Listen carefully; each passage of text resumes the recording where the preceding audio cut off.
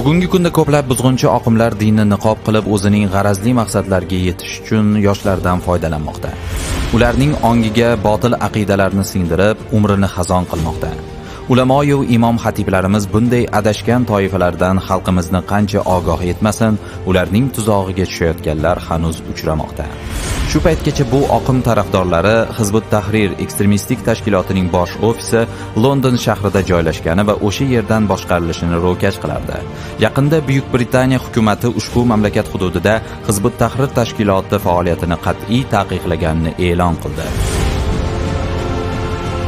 Ta'kidlash joizki, Hizbut Tahrir din dushmanlari tomonidan musulmonlarni parchalash uchun o'ylab topilgan diniy siyosiy oqim. Uning xatti-harakatlari va iddaolari islom dinimiz ta'limotlariga mutlaqo zid. Taassufki, ayrim yoshlar shunday soxta targ'ibotlarga aldanib qolmoqda. O'zi yillar davomida amal qilib kelgan diniy e'tiqodi, oilasi, ota-onasi va hatto ulamo va ustozlariga ham qarshi chiqmoqda.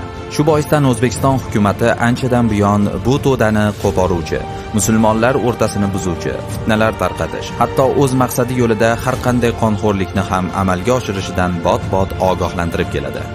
Oliy sud tomonidan esa Hizbut Tahrir da'volarini tarqatadigan shaxslarning internetdagi chiqishlari ekstremizm va terrorizm g'oyalari bilan yo'g'rilgan deb topilgan va uning ijtimoiy tarmoqdagi kanal va sahifalari taqiqlangan materiallar ro'yxatida ham e'lon qilingan.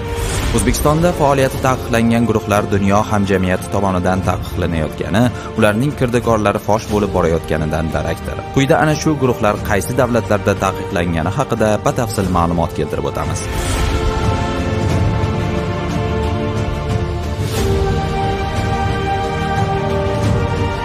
Bunday buzg'unchi oqimlar kirdikorlardan ogoh bo'laylik. Yaqinlarimizni bu kabi aqidada adashgan guruhlarning ta'siridan asraylik.